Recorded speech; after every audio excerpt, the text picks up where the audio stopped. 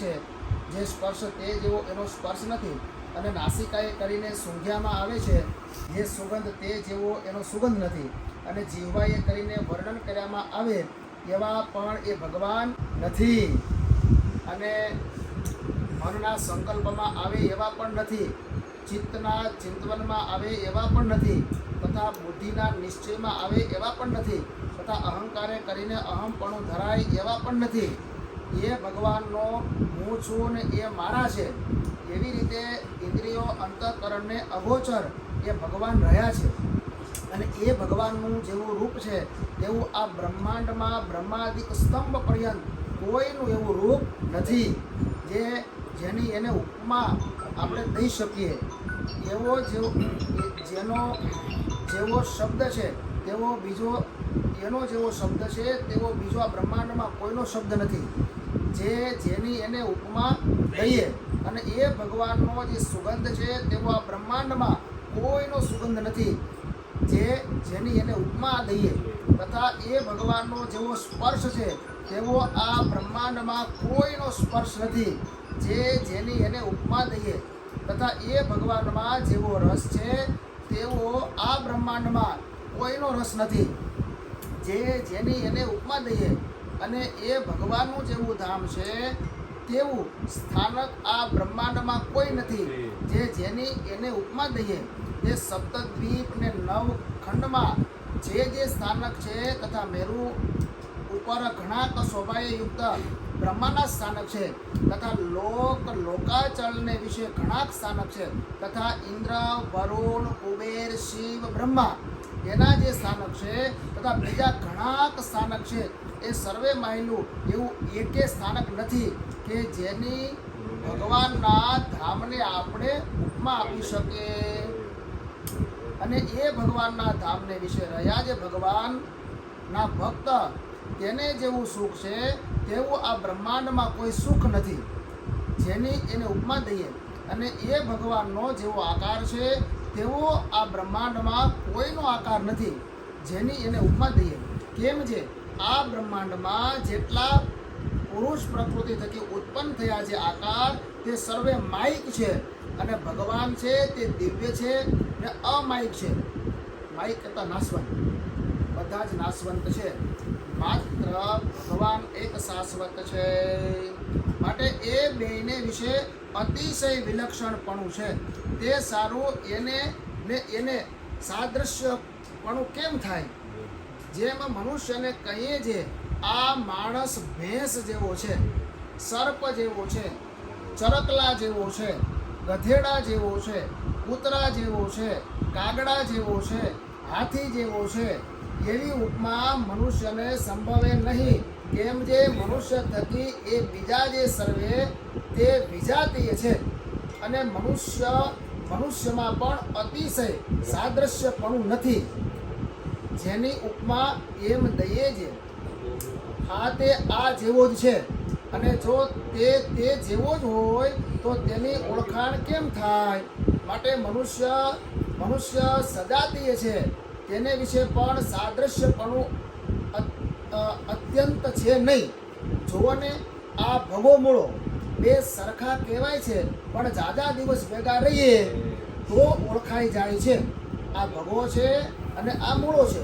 માટે જો વિલક્ષણતા ન હોય તો ઓળખાય કેમ?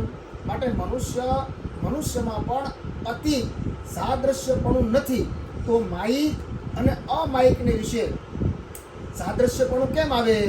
કે જેની ઉપમા ભગવાનને દઈએ તથા ભગવાનના ધામને દઈએ.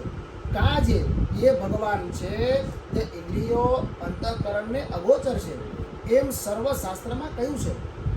તે એ ભગવાન જ્યારે જીવને પોતાનું દર્શન દેવાને ન ઈચ્છે ત્યારે તો આવી રીતે દિવ્ય રૂપ અગોચર થકા પોતાના અક્ષરધામને વિશે રહ્યા છે. અને એ ભગવાન મહારાજાધિરાજ છે ને દિવ્ય રૂપ છે. એવી જે અસંખ્ય સમૃદ્ધિ તથા અસંખ્ય પાર્ષદ તેને યુક્ત છે ને અનંત કોટી બ્રહ્માંડના પતિ છે. જેમ આ લોકમાં કોઈક મોટો ચક્રવર્તી રાજા હોય તેનું સૂર્યના ઉદય અસ્ત સુધી રાજ્ય હોય, તે જ રાજા પોતાના તપને બળે કરીને દેવતાના જેવા ઐશ્વર્યને પામ્યો હોય ને સ્વર્ગ, મૃત્યુ અને પાતાળ એ ત્રિલોકીના રાજ્યને કરતો હોય, જેમ અર્જુન હતા તે એને એ દેહ કરીને સ્વર્ગને વિશે ઇન્દ્રાસન ઉપર કેટલાક વર્ષ સુધી રહ્યા તથા નૃહુષ રાજા પણ ઇન્દ્ર થયો હતો. એવો જે પ્રતાપી ચક્રવર્તી રાજા, તેને ઘેર જેટલા ગામ છે તેની ગણતરી થાય નહીં, એ તો અસંખ્ય છે. તથા ગામના જે પટેલ તેની પણ ગણતરી થાય નહીં. અને તે ગામના અસંખ્ય પટેલ તે એના દરબારમાં જ અરજ કરવા આવતા હોય અને તે રાજાના ધન, માલ, ભોગ, શાનક, સમૃદ્ધિ તે પણ ગણતરીમાં આવે નહીં.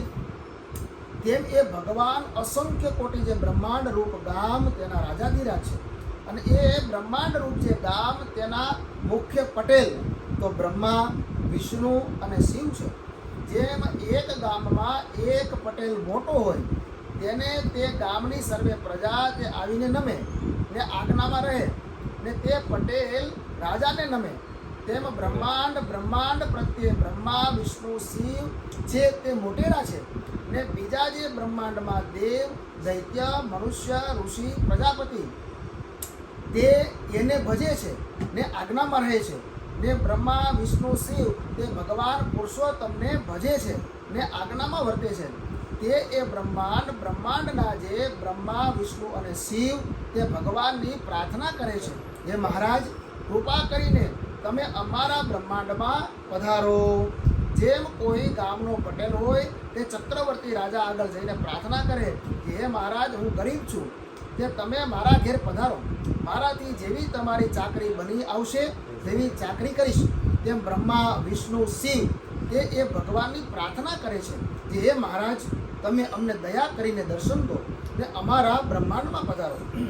ત્યારે એ જે ભગવાન તે બ્રહ્માંડમાં દેહનું ધારણ કરે છે, તે જ્યાં જેવું કાર્ય ત્યાં તેવા દેહનું ધારણ કરે છે ને તેવી રીતે જ વર્તે છે.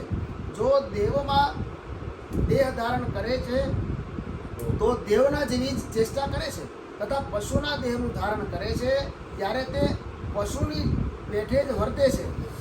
જેમ વરાહરૂપ ભગવાને ધારણ કર્યું ત્યારે સૂંઘીને પૃથ્વીને ખોણી કાઢી તથા હયગ્રીવ રૂપે થયા ત્યારે ઘોડાની જેમ ફૂફાડા મારવા માંડ્યા તથા મત્સ્ય, કચ્છાદિક જળ જંતુનો દેહ ધારણ કર્યો ત્યારે એ જળમાં જ ફર્યા પણ પૃથ્વીમાં ન ફર્યા. તથા ઋષિ રૂપે થયા ત્યારે સિંહની પેઠે વર્ત્યા પણ મનુષ્યના જેવી ચેષ્ટા ન કરી. એ ભગવાન મનુષ્યના દેહને ધારણ કરે છે ત્યારે મનુષ્યના જેવી જ ક્રિયા કરે છે. તે જ્યારે સતયુગ હોય ત્યારે મનુષ્યને લાખ વર્ષની આવરદા હોય ત્યારે એ ભગવાન પણ લાખ વર્ષ દેહને રાખે છે. તે સતયુગના માણસ મનોવાંછિત ભોગને ભોગવે ત્યારે ભગવાન પણ તેમજ ભોગને ભોગવે પણ અધિકપણે ન વર્તે. અને ત્રેતા યુગમાં દેહ ધારણ કરે ત્યારે માણસને 10,000 વર્ષની આવરદા હોય ત્યારે ભગવાન પણ તેટલા જ વર્ષ દેહ રાખે છે. ભગવાન રામ એ સીતાજી પૃથ્વીમાં સમાણા એના પછી 13,000 વર્ષ સુધી અનુષ્ઠાન કર્યું. તે કેટલા વર્ષ જીવા? સીતાજી પૃથ્વીમાં સમાણા ત્યાર પછી 13,000 વર્ષ સુધી અનુષ્ઠાન કર્યું. લાખ નહીં, અરે આયુષ 10,000 વર્ષ નહીં હતી ને, એટલે કદાચ 14,000 વર્ષ જેવું હોઈ શકે.